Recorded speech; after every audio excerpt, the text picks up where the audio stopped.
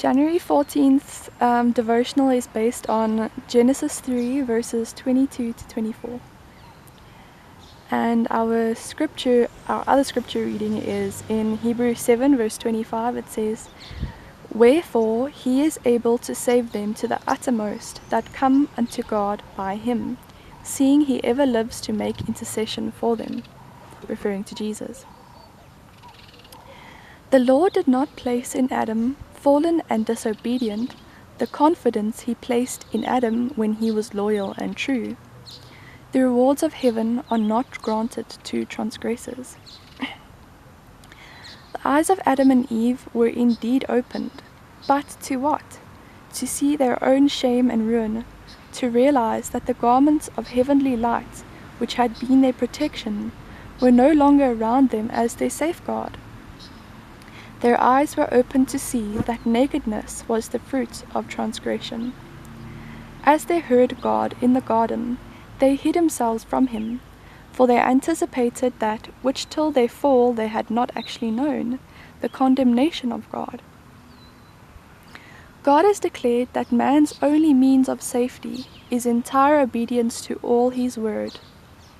We are not to make the experiment of testing this evil course with all its results.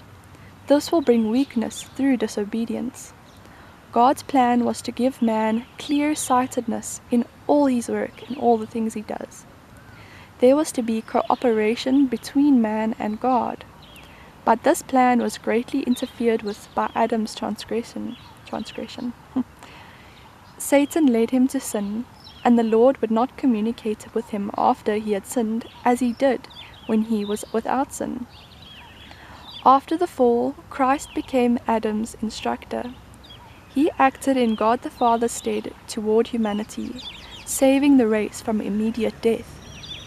He took upon him the office of mediator. Adam and Eve were given a probation in which to return to their allegiance, and in this plan all their posterity were embraced.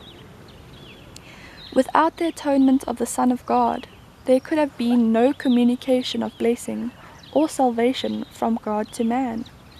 God was jealous for the honor of his law. The transgression of that law had caused a fearful separation between God and man. To Adam in his innocence was granted communion, direct, free, and happy with his Maker. After his transgression, God would then communicate to man only through Christ and the angels.